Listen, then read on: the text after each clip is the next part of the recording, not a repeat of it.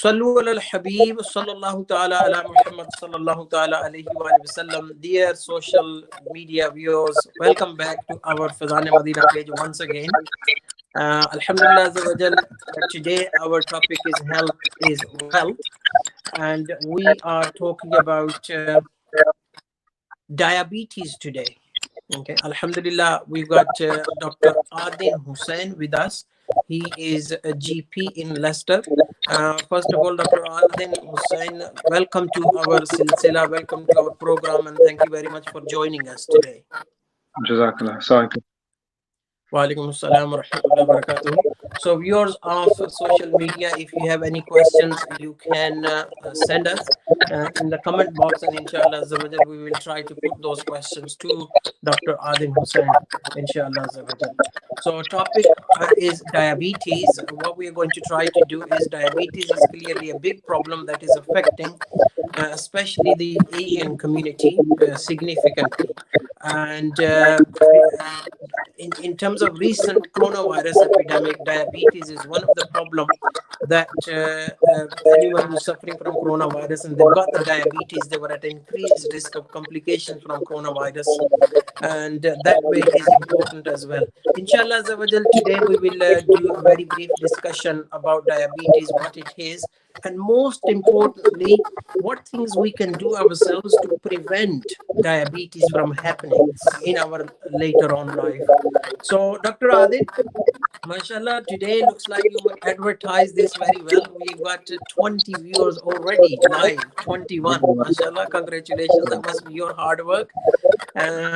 So just tell us a little bit about yourself before we obviously go into the questions. Where did you do your medicine, and where are you practicing?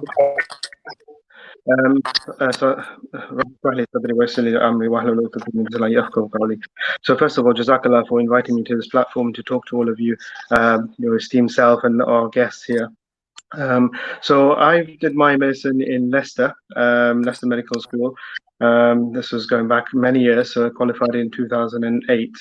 And then, as part of the usual rotation, you do several jobs within the hospital field, and then you go into general practice training. So alhamdulillah, I think that's where we actually met Zirak during one of those rotations when we were doing psychiatry. So as I've now qualified as a GP, I work within Leicestershire, and alhamdulillah, it's going all right so far. No, alhamdulillah, mashallah, as I can see, many of our Asian families, they are very proud to have doctors in their family. So may Allah clearly it's a noble work, and may Allah reward your parents, especially your dad who passed away many years ago. May Allah bless him and increase his ranks. So let's talk about diabetes. Just tell us briefly, I'm sure everyone knows, do we actually get diabetes by eating sugar and sweets? So there's some truth in that statement. So by and large, diabetes is developed due to some progression of your body's ability to utilize the sugars. So if we take a step back, one of the we'll get onto this later, but one of the main issues with regards to diabetes is being overweight. Now, if you eat things like cakes and chocolates and sweets included, your sugar level goes up during those moments. Now, your body doesn't want to get rid of this sugar, so it has to make use of it in some way. Either you do exercise and you utilize it, or your body will store it for a later period when you need it again. Now, it's that storage which then leads on to the problem. So you having the odd sweet was fine, your body will regulate that, it will be gone. But having that frequently will mean that you store too much of this energy, and this energy will be stored as fat. And unfortunately, the central waist, which is more common in men, getting larger, is one of the reasons why your body becomes less sensitive to the insulin that's going around the body. As a result, you then go on to develop diabetes. So yes, it is true in some ways, but there's more to it than just having the odd chocolate. Okay, so definitely there is a role to be played. So this myth is not completely wrong that by eating sugars you will get diabetes, although there's a bit more to it. So Absolutely. generally, people now there are two types of diabetes: type 1 and type 2. Mhm. So if you could sort of take us through these different types, what are they? Are there any sort of particular major differences in the presentation of these types of diabetes? So first of all, I think it's probably useful because some of us may in general body to regulate your sugars. So what we need to establish is the normal physiology. So this is what happens when most people will actually eat food. There's some enzymes that break down the food that's inside your stomach, and then there's also some more enzymes inside your small bowel. They break this food down and then convert it. Now they convert it to several things, but if we just focus on the simplistic thing, they convert it to glucose or sugar as we know it. And this sugar is, or glucose, is the energy source for the body. Your body then will absorb it and put it into the bloodstream. And then then it goes around the body. Now, when it's around in the bloodstream, your body can't actually make any use of it. So the only way to use it is for that blood or the glucose to enter the actual cell. Now, your body does this very cleverly by having something called a hormone known as insulin. And when your body sees that there's a high level of sugar in the body, it actually releases insulin, and the insulin will then facilitate the absorption or intake of the glucose from the outside into the inside, and then the cell will make use of it. So it's the insulin that actually helps to do all of this. So Now, when insulin you get, helps body store the glucose for time periods in between the meals. sorry, say that again. So the insulin helps the body to store the excess glucose at the time when we have a meal, and in Yeah, between meal, it sort of helps us to utilize the glucose better. absolutely. So, there's another relationship between another hormone as well, known as glucagon, but the glucose is kept in within a certain sort of range, which we call the sort of normal range, and your body regulates that very tightly. So, if you need more, it releases more. If you don't need more, it will actually try and get that glucose stored away or utilized in some way. Now, when you get diabetes, essentially you can't do that anymore very effectively. So what happens is the regulation of the sugar is poor, and as a result, the insulin you either don't have it, you're not making enough of it, or even the insulin that you are producing no longer works as it used to, and as a result, the blood glucose starts to go up. Um, and your body then thinks actually there isn't any glucose because it actually can't see that. Because in order to see it, it needs to be inside the cell, and this leads on to the complications that we later see and we'll talk about. So fundamentally, we have two types of diabetes. So the first type, or we call it type 1 diabetes, only affects a small number of people, about 8%. And this, we don't know what happens. There's a lot of research to identify the underlying cause of it, but it's not really yet known. All we know is that the insulin stops being produced or it actually rapidly declines. And as a result, your body sugar levels just continue to rise, but your body can't make use of that. And that's quite serious because that can lead on to various complications. Now, the main one that we generally hear about, and most of us in the Asian subcontinent will hear about this one, is actually type 2 diabetes. Now, this is sort of the late onset, adult onset, because we see type 1 more in younger people.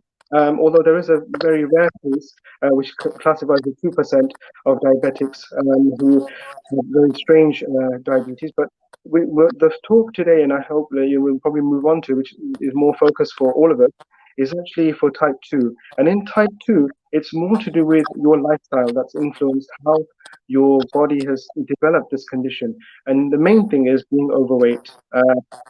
And a lot of the treatments for diabetes are there to try and reduce the weight, but also to facilitate, your general well-being moving forwards. So what are the so that's basically what Dr. Adin said. मैं थोड़ा सा इसको उर्दू में भी करता हूँ. हमारे कई नाज़रीन जो है वो उर्दू में हैं, समझते हैं क्लियरली. बहुत सारी जो है ना वो Asian population in their 50s English का थोड़ा लिमिटेड नॉलेज होता है. तो बेसिकली जो डॉक्टर आदिन ने कहा है कि देखें, हम जब खाना खाते हैं हमारे जिस्म के अंदर जो ग्लूकोज आता है तो उस वक्त ये जो बहुत ज्यादा ग्लूकोज होता है तो बॉडी को इतनी ज्यादा ग्लूकोज की जरूरत नहीं होती। तो एक्सेस जो ग्लूकोज खून के अंदर आता है उसको बॉडी इंसुलिन के जरिए स्टोर कर लेती है मुख्तलिफ जगह पर जिस्म में। तो अब जब जिस्म को खाने के बाद ज़ाहिर है बाज़ दफ़ा लंबा गैप होता है, तो उस दौरान जब बॉडी को ग्लूकोज की ज़रूरत होती है तो एक और केमिकल ग्लूकागोन का इन्होंने नाम लिया कि उसके ज़रिए फिर ग्लूकोज जो है वो रिलीज होना शुरू होता है खून के अंदर और फिर बॉडी उसको यूज़ करती है। लेकिन जिसको डायबिटीज़ हो जाती है तो उसमें ये मैकेनिज्म जो स्टोरेज का या यूटिलाइज करने का ये अफेक्ट हो जाता है। और बिलखसूस इसमें दो किस्में डायबिटीज़ की इन्होंने मेंशन की, टाइप 1 और टाइप 2। टाइप 1 में जो है बेसिकली जो है वो इंसुलिन या तो पैदा ही नहीं होती या बहुत कम पैदा होती है और ये अमूमन नौजवानों में होती है। इसका सही तरह से इल्म नहीं है कि क्या वजह है, लेकिन ज़्यादा जो टाइप 2 डायबिटीज़ है जो कि बड़ी उम्र में होती है उसमें बेसिकली इंसुलिन काम करना इफेक्टिवली छोड़ देती है। और ये जो है ना यहाँ तक, और इसमें डॉक्टर आदिल ने कहा कि बिलखसूस अगर हम मीठा ज्यादा खाएंगे तो हमारा वजन बढ़ेगा, वजन बढ़ेगा तो उससे फिर हमारी डायबिटीज होने का रिस्क है। क्योंकि देखिए मोटापे का और डायबिटीज का जैसे उर्दू में बोलते हैं चौली दामन का साथ है। जिसको मोटापा आ गया समझे कि वो डायबिटीज के लिए भी अपने आप को तैयार रखे। तो अब हम चलते हैं, let's go to the symptoms of diabetes कि if someone develops diabetes what sort of symptoms they can get. If you could elaborate on that slightly. So, first of all, we learned, and I must apologize in advance for anyone who's listening in that's academic or medical. I've done, really trying to make this as simple as possible so that it doesn't overcomplicate the matter. But we essentially see the common symptoms are going to the toilet to pass water more often, or frequent micturition, or urination. And as a result of that, because you're losing a lot of water, your body also needs to replace that water, and it feels very thirsty. But the thirst is also a trigger as a consequence of diabetes. So these two usually go hand in hand. One makes the other worse. And they can both happen independently as well. And the other thing we have to realize is, if your body cannot see this energy or this sugar, then actually your body thinks it's hungry. And that's where that's the one that we can see where it says hunger. So you would think, well, why do these people feel hungry? It's because their body cannot see the sugar, even though the sugar is very high. And as a result of that, they can feel quite weak. Now, the other thing that we used to say, and we also talked about those people who get type 2 diabetes, are usually overweight. One of the things that happens when diabetes control is very poor is that your body will start, and this is why we see this a lot in type 1 diabetes, your body starts to break down the stores, or we can call it the fat stores. And so people start to lose weight, and they can lose weight quite quickly. And as a result of that, we see there were big people initially, and now they're very stick thin. It's because the body is trying as much as possible to create more glucose because it cannot see that there's glucose there. And unfortunately, this leads to further complications where the sugar levels continue to rise even further. And the consequence of having something, the body does something called gluconeogenesis. So it breaks down fat stores. And one of the things it can create is something called ketones. And this is another, currency of energy. But having too many of these ketones can actually be problematic. And this causes ketoacidosis, which is a severe complication of diabetes. And one of the features we see with that is actually people can feel nausea, so feeling sick. And that's further down. Now, the three things that I've left till the end are basically the long-term consequences of diabetes. This can happen in every type of diabetes, and it's because of the fact that the sugar levels have remained so high, eventually they can start to disrupt the small blood vessels and the nerves inside the eyes, causing your vision to get blurred. We call that diabetic retinopathy. It can also result in circulation being reduced. So cardiovascular disease, the things we'll probably talk about maybe if we get time to do with the lipids, which is your fat stores, the body's ability to utilize that becomes disrupted. As a result, the disease in the blood vessels increases. Something like we see with heart attack, and people say, they have strokes, etc., and that's high levels of cholesterol, for example. So this thing can happen alongside with diabetes, and as a result, if the circulation is reduced, especially to the furthest one of the blood vessels, the areas furthest away from the heart, um, what we find is that if you got cut, normally you'll heal within maybe 2 weeks, but otherwise this thing will be delayed for 3 weeks and sometimes even longer. And as a result of that, what we find is the wound, for example, will stay open for longer.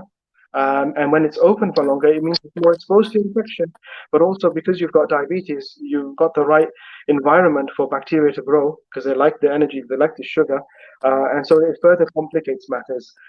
So we find that in diabetics, we always tell them about having their feet checked, because the other thing that we're going to come on to is the nerves being affected, and that's what can cause tingling. So we call it glove and stocking, but you get tingling of the fingers and the tingling of the feet. And this is the early signs that the nerves in those areas are being damaged. So initially it starts with tingling, but then it can go on to numbness. And then secondly, people can cut themselves and not even realize that that's happened. And this is one of the major complications in diabetes. And unfortunately, it can result in a lot of people resulting in where they have to have areas of the limbs being cut away or amputated to try and salvage the progression of that disease. Mashallah, that's a very concise description of symptoms of diabetes. I'll summarize it in English as well. But I think, Abdul Qadir Thada is asking a question: does having diabetes mean that I'm at higher risk of other medical problems? And I think that question's already been answered by you. The other question that Abdul Qadir Thada is asking: are my children at increased risk for the diabetes? Sorry, what was it? Are the children at increased risk of diabetes? For someone who has diabetes. So if parents have diabetes, then the children have increased risk. Okay. So we know that if we looked at the statistics, so you're between 2 and 6 times more likely to get diabetes if there's a family history of diabetes. Now, this can be whether it's your parents, your siblings, or even if it's your child, because sometimes children will develop this maybe earlier than their parents. So you're 2 to 6 times more likely to get it. Unfortunately, if we go a step further, being from the Asian subcontinent, so from South Asians, it's actually worse for us because we get the symptoms earlier than our Caucasian or white Caucasian counterparts. So what we found in studies is that white Caucasians generally get diabetes from the age of 40 onwards, whereas those from the Afro-Caribbean, West African, and South Asians, we can start to get these problems from the age of 25 plus. Now, unfortunately, there's 6 out of 10 people that have the second type of diabetes, not type 1, because type 1 you don't show the symptoms very early. But type 2, which is the slower on progressive one, you can actually 6 out of 10 people may not show symptoms of them having diabetes. So actually, they can go on for about 10 years without realizing that they had diabetes, and by the time they get diagnosed, the disease already been quite established in the background. So we're usually playing catch up. And I'd like to just touch on a point, which, alhamdulillah, we're quite fortunate here in the UK. As part of our NHS, we have something called the NHS Health Check. Now, this is for people anywhere between the age of 40 and 74. It's free, it's available from your GP, and I think most of you will have probably got an email, a text message, or some sort of communication to say, come in for one of these checks. Now, the whole basis of doing these checks is to try and identify early signs of disease, whether that's to do with stroke, your kidney disease, heart disease, diabetes, which is what we're talking about now, and also disease of the mind, for example, in the future. So I'd highly recommend that if people do get these circulated invitations, please attend, because like I said, you might not know that you have diabetes, and it'll be too late if you start to, well, it won't be too late, but it might be too late in some cases to come and try and manage it when you could have done something about it 10 years before. MashaAllah. Jazakallah khair. I'll try to summarize that in Urdu as well. But before Abdul Karim Thada is asking another question, what is the importance of diet in diabetes? We will come to that. Diet is an important part, and inshallah, in the last 5 to 10 minutes, we will talk about diet as well. But if I just briefly go over the symptoms, जो अलामात हैं diabetes की, تو doctor عادل نے کہا کہ diabetes کی جو ہے نا جو دو پہلی علامات ہوتی ہیں، ایک تو پیاس بہت لگتی ہے، پانی جو ہے نا بندہ کہتا ہے کہ میں پانی پیتا رہوں. اب ظاہر ہے جب آپ پانی پیئیں گے تو آپ کو پیشاب کرنے کی بھی حاجت ہوگی. تو یہ پانی پینا اور پیشاب کرنا یہ دو جو ہے وہ علامات ہیں. اچھا اب ہوتا کیا ہے، کیونکہ باڈی جو ہے وہ جسم کے اندر گلوکوز سٹور نہیں کر پاتی، تو پیشاب کے ذریعے جو ہے نا وہ کیا کہتے ہیں کہ گلوکوز بھی نکل جاتا ہے. تو اچھا اس کا نا ڈاکٹر عادل یہاں پہ میں ایک بات یہ بھی شیئر کروں گا. بعض دفعہ کیا ہوتا ہے کہ اس کو سویٹ یورین بھی کہتے ہیں، سویٹ یورین. تو اب جب گلوکوز جو ہے وہ پیشاب کے ذریعے نکل رہا ہے تو باڈی کو لگے گا کہ انرجی نہیں ہے، مجھے بھوک لگی ہے، مجھے کھانا چاہیے. تو یہ تین جو ڈائبٹیز کی علامت ہے، بھوک کا لگنا، پیاس کا لگنا اور بار بار جو ہے وہ پیشاب کے لیے ٹوائلٹ میں جانا. پھر اسی طرح کیا ہوتا ہے کہ جو ہے نا جب جو ہے وہ صحیح طرح سے گلوکوز باڈی میں سٹور نہیں ہوتا تو باڈی ہماری جو فیٹ سٹورز ہوتا ہے نا، چربی جو ہمارے پیٹ کے گرد ہوتی ہے یا دیگر جو ہے وہ جسم کے حصوں میں، تو جسم جو ہے وہ چربی کو یوز کرنا، فیٹ کو یوز کرنا شروع کر دیتا ہے، جس سے جو ہے وہ آپ کا وزن کم ہو جاتا ہے. تو اسی طرح پھر کیا ہے کہ دیگر جو ہے نا وہ کیونکہ ڈائبٹیز کا جو ڈاکٹر عادل نے ایک ضروری بات کی کہ دیکھیں یہ سائلنٹ بیماری ہے. سائلنٹ بیماری سے کیا مطلب ہے کہ بیماری ہو سکتا ہے آپ کو 5 سے 10 سال پہلے ہو چکی ہو، لیکن علامات جو ٹائپ 2 ڈائبٹیز ہے اس کی علامات، اس کے سائنز اینڈ سمٹم ظاہر نہیں ہوئے. اور یہ لانگ ٹرم کمپلیکیشنز کا بھی انہوں نے ذکر کیا، جس میں آنکھوں کی بینائی کا کمزور ہونا، پھر اسی طرح خون کی نالیاں جو ہیں وہ سخت ہوتی ہیں، ان کے اندر جو ہے وہ کولیسٹرول بڑھنا شروع ہو جاتا ہے، اس سے سٹروک بھی ہو سکتا ہے، ہارٹ اٹیک بھی ہو سکتا ہے. اور اسی طرح جو ہے وہ دیگر کمپلیکیشنز کا جو ہے وہ ڈاکٹر عادل نے تذکرہ کیا. بالخصوص بعض دفعہ متلی بھی آتی ہے. اور اسی طرح ڈائبٹیز کی وجہ سے کیونکہ جب شوگر ٹو مچ ہوتا ہے تو ہمارا جرمز اور بیکٹیریا جو ہے نا، آپ نے دیکھا ہوگا بعض دفعہ جن لوگوں کو دانتوں کی تھوڑی بہت تکلیف ہوتی ہے، جب وہ میٹھا کھاتے ہیں تو دانت میں درد زیادہ ہو جاتا ہے. اس کی وجہ یہ ہوتی ہے کہ شوگر، گلوکوز، یہ ہمارے جراثیم اور بیکٹیریا جو ہے نا یہ بھی بڑے مزے لے لے کر کھاتے ہیں، اور پھر جب وہ ان کا جو ہے وہ اس کی وجہ سے پھر انفیکشن ہو جاتا ہے. تو جراثیم بھی جو ہے وہ اس سے جسم کی طرف زیادہ اٹریکٹ ہوتے ہیں، اور امیون سسٹم بھی تھوڑا بہت کمزور ہو جاتا ہے، جس کی وجہ سے ہیلنگ، زخم ہو جائے لمبے عرصے تک وہ درست نہ ہو علاج کے باوجود بھی، تو یہ بھی ایک ڈائبٹیز کی علامت ہو سکتی ہے.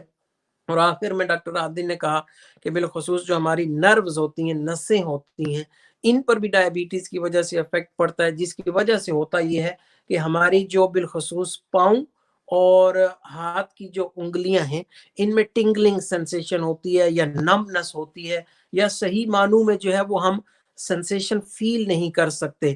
بعض دفعہ گرمیاں ہوتی ہیں، ٹائلوں پر اگر بندہ ننگے پاؤں چل رہا ہے تو جلن ہو سکتی ہے، اسکن جل بھی جاتی ہے، پتہ بھی نہیں چلتا. تو یہ بھی ڈائبٹیز کی جو ہے وہ علامت ہیں. We got our Riaz Isa bhai, mashallah, he is praising us, fantastic show, very informative, mashallah. Before I go to Dr. Adin, let me tell you, those of us who are watching, this is Alhamdulillah a live program, Health is Wealth, from Leicester Fazane Medina Facebook page. Alhamdulillah, every day I come live around 20 to 5 with a different topic. 3 times a week, Wednesday, Friday, and Sunday, I do Health is Wealth segment. And in this Health is Wealth segment, we try to invite different specialists, specialty doctors, and talk about those medical problems that affect us on daily basis, especially the Asian community. In the last 3 sessions, we had Dr. Rizwan from Lincoln, who's an orthopedic consultant, and we talked about vitamin D deficiency. We talked about back problems, knee problems. These episodes are available on our Leicester Fazane Medina Facebook page. You can go and visit them, share them as well with all the good intentions. Alhamdulillah Azza wa Jal. This is the beauty of Dawat Islami, that we try to benefit the community in every way, not just from a religious point of view. Clearly, if our body is not healthy, how can we worship Allah Azza wa Jal in the best manner possible? So alhamdulillah, similarly on Madani channel, we have number of different programs that come about physical health problems, mental health problems as well. That's enough of me. So let's go to Dr. Adil now. So we're going to talk about diagnosis of diabetes. Diabetes. Just very briefly, tell us about a little bit of what is the diagnostic criteria, and who should actually what is diabetes from a chemical point of view. So one of the things we established before is that you can have symptoms with diabetes, but also you can have no symptoms, and we pick these things opportunistically. So many of us will probably have friends or family that have these blood sugar machines, BM machines.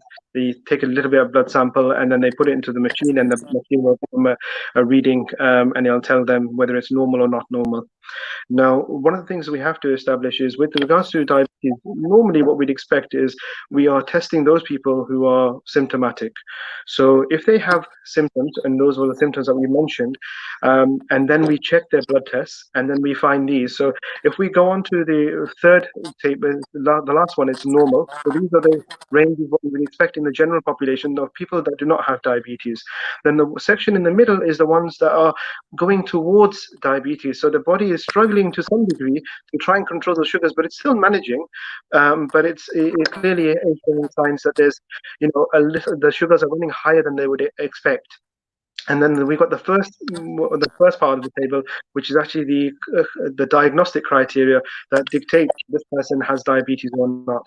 Now, in those people who are symptomatic, it's quite easy. So the person has these symptoms that we mentioned, and then we do the tests. Now, the things that we can see, the first one on the list, which is HbA1c, that essentially is your control of sugar marker in simplistic terms, because it's how well your sugar or how poorly your sugar was controlled in the last 3 months. It's every 120 days when your red blood cells recycle, this figure sort of replenishes and then it will reset. So if you always stay in the higher level of sugar will be high, but if you're improving, then the next time the new cells come, there's less sugar attached to them, this level will go down.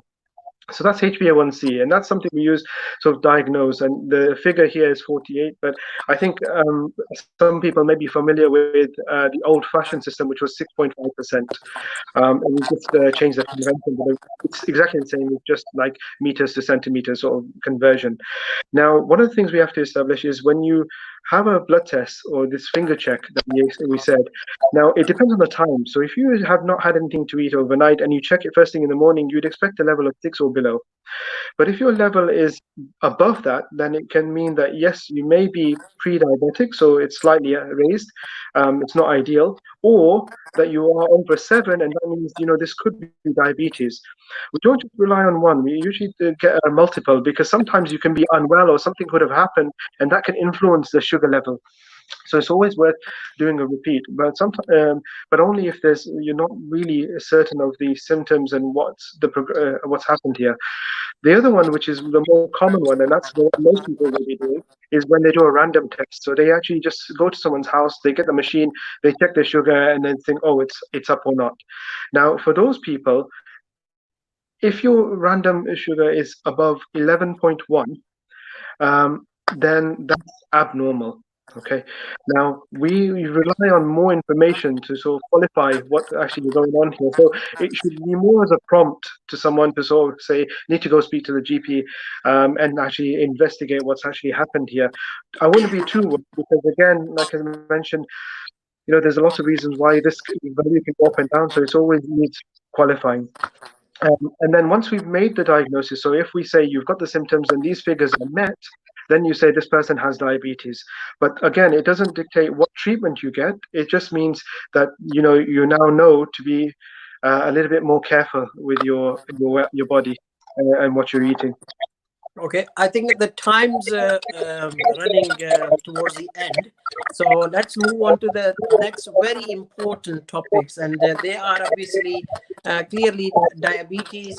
We're not going to talk about the medication, but what we are going to focus on is the diet and exercise.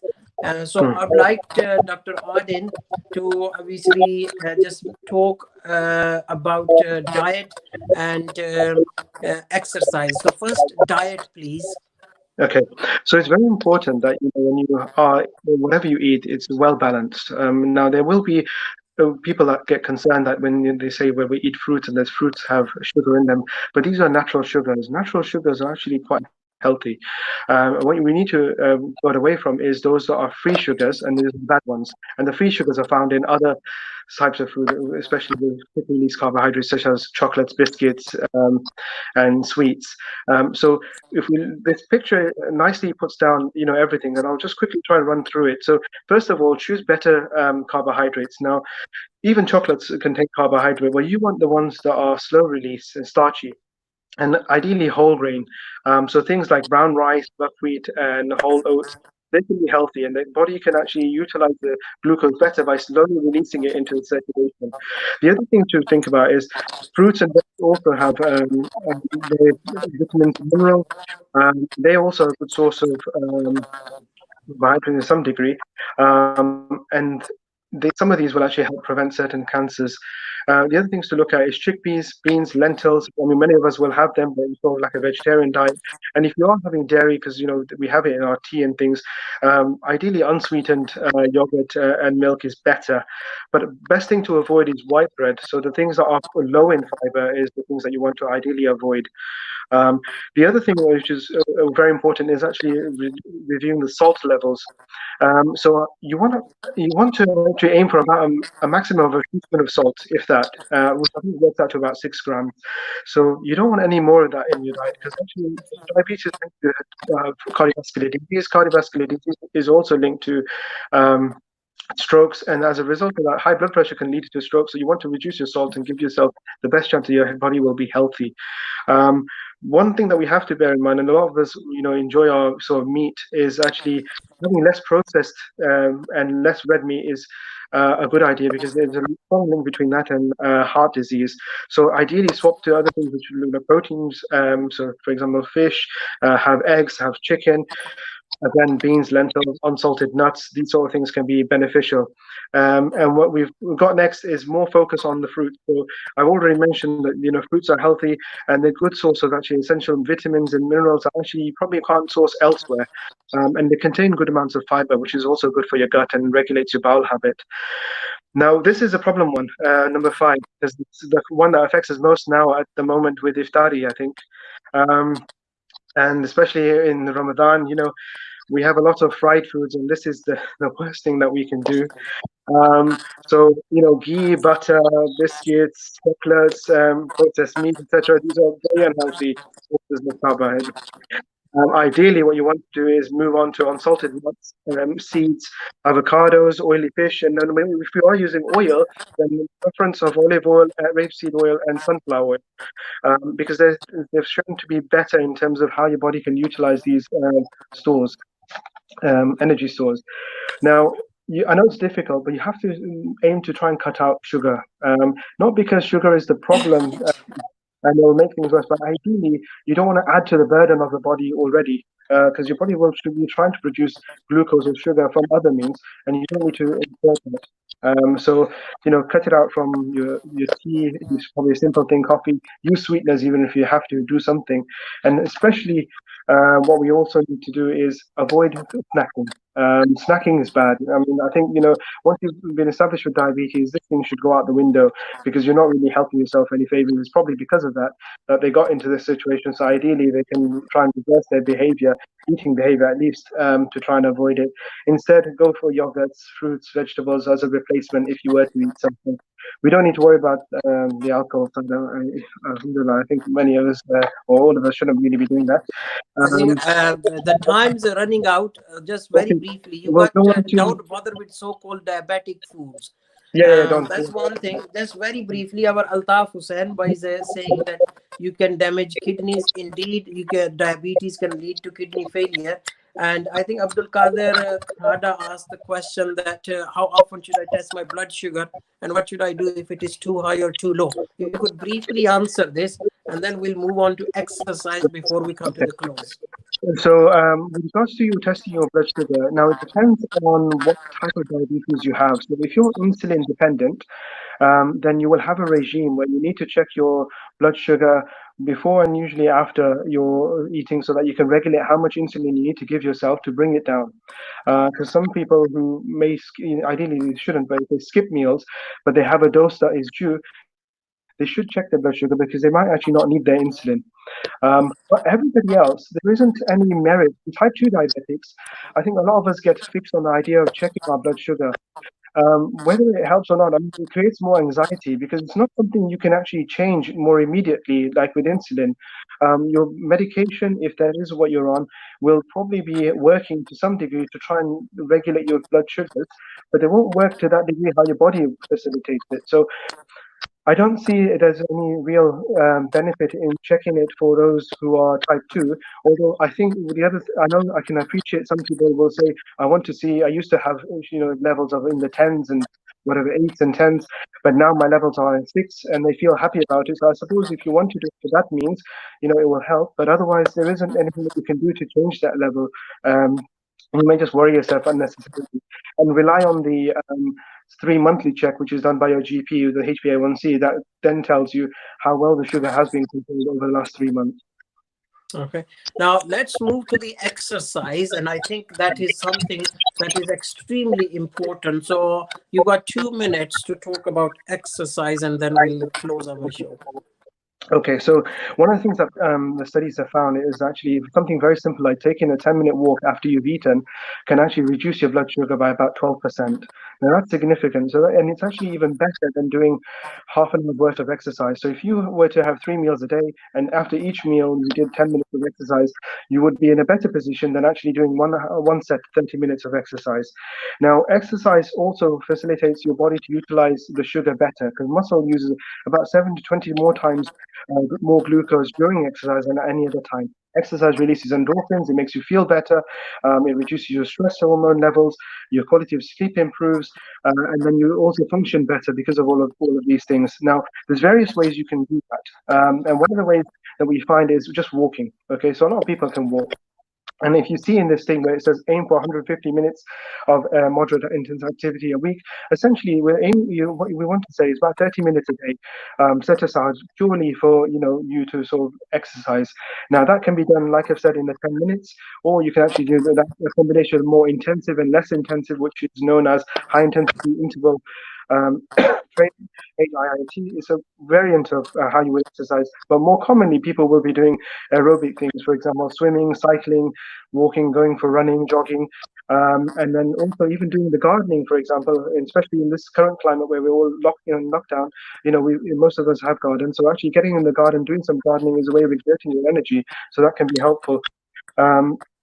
And I think, one of the things you need to establish is by doing some exercise, our body is utilizing the glucose better, and inshallah, it will actually facilitate weight loss. And as we lose weight, our body becomes more and more sensitive to insulin because it was a weight gain that actually resulted in the insulin resistance in the first place. And just Okay, to touch Dr. on, Adil, that's very. There was someone that actually mentioned earlier when I was about to do this talk about reversing diabetes. Now, yes, it can go into remission, and people will read about this when they control it, but bear in mind that it's progressive. So over time, your body had suffered, it will eventually probably come back to some degree. So don't be complacent. Things get better. Okay, Jazakallah khair. That was very, very interesting. We had plenty more. We could have gone on, but obviously we have a time limit. We've already gone 8 minutes, more than our half an hour. Now, mashallah, that's very good. And we had lots of viewers today watching. I would request you to watch our Faizan Medina Facebook page videos, like them, share them as well. We will be back again with Dr. Adin, inshallah, next Sunday. But inshallah, on Wednesday and Friday, we will be with another doctor talking about some elderly problems, elderly medical issues. So keep tuned. And inshallah, we hope to see you all again.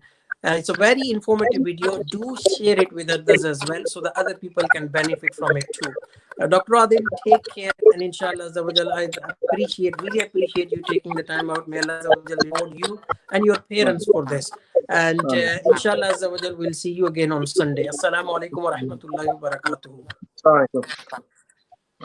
Wa alaikum assalam wa rahmatullahi wa barakatuh.